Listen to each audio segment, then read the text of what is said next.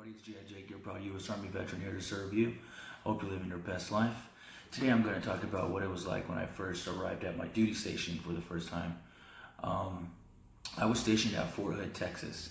So after I completed 5 months of training, basic training at AIT, a week before we graduated AIT, they were telling us where our duty stations were going to be at. Half of my company went to Germany.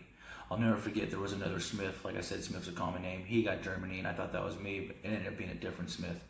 And then when they said Smith J, my first name being Jacob, that I was going to Fort Hood, Texas. Now I'm from Phoenix, Arizona. Fort Hood's the closest active duty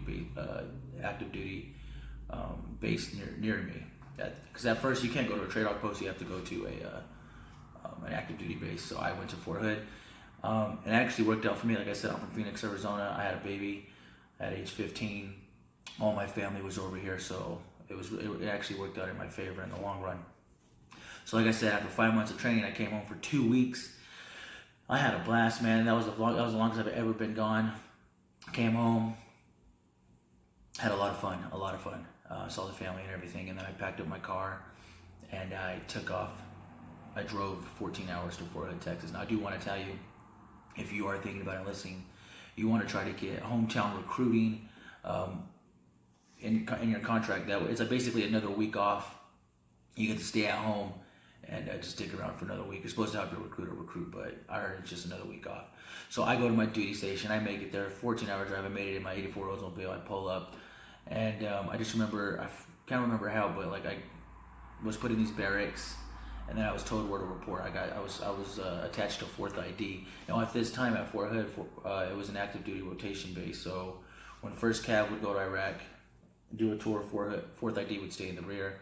And then when they'd come back, 4th ID would go, and it would just, I kept rolling like that. So when I had got there, me being attached to 4th ID, they were actually just getting back from Iraq, and everybody was on leave. They were on leave for 30 days.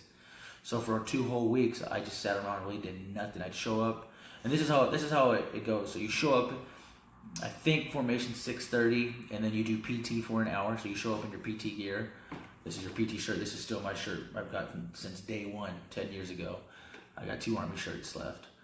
But you show up, you do PT for an hour, and that goes to like 7:30, and then you do a little formation, and then they tell you we're going to meet at 9 o'clock. So you go to breakfast, you have an hour and a half, go to your dorms. If you live off base, which probably sucks because it's a pain in the ass getting on because everyone's coming back after breakfast to first formation or to 9 o'clock formation. So I lived on the base. So dorms are right there. Our barracks are right there. Go have breakfast, come back, and then from 9 to 11:30 you do whatever they tell you to do. Again, there was no vehicles in the mortar pool. The vehicles are still coming back from Iraq, so we really didn't do nothing. I think we had like classes or whatever, and then lunch at 11:30 to 1. Come back at 1, and then you just do whatever till 1600 or 1630, which is 4:30, and that was final formation, and then you were done, and you were free to do whatever you wanted basically the rest of the day. Now this is me. I was active duty. National Guard, after their 5 months or whatever, how many months they do of training, they're pretty much home. They only show up 1 week in a month, and like 2 weeks out of the year, I believe. But me being active duty, I literally had 2 weeks leave, and then I had to show up to report to my unit. So it's kind of like almost a 9 to 5. As soon as you're off, you can do whatever you want. On base, it's kind of a city within itself. You have the PX, which is the post exchange, where you can go get all your toiletries, food, groceries, everything. You have gas stations. You have restaurants. It's a big base. You have MPs for the COP, military police. You have DFACs. These are dining facilities where you go eat. They have breakfast, lunch, and dinner. Gyms, basketball court, all that good stuff. All over base, and then of course you can drive off base and go into Killeen. Where I was at, Killeen was a city. It was a fucking hellhole. But I would go to like Temple. Austin was an hour away. That was always fun on the weekends. But this is how it was when I first got there to my new duty station, and I was at Fort Hood, Texas. I was 4th ID. In the next video, I'm going to get into more of what it was like when everybody was back from leave and meeting my squad leader, how that was, the platoon sergeant. But overall, I got to the base. I made it there after my 14-hour drive. I got settled in.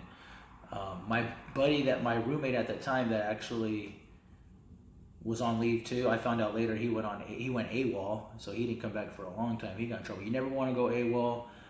Basically, whenever you're locked in and you sign up, that's how much you're contracted to do. You know what I mean? If you go AWOL, you have a DD 214. Mine says honorable discharge on it. You can have a medical discharge, general discharge, or dishonorable. You don't want it. Definitely don't want it dishonorable.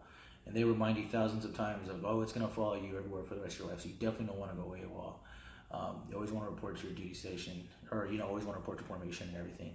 So, like I said, when I first got there wasn't a lot going on until I met some friends. I didn't know anybody from training.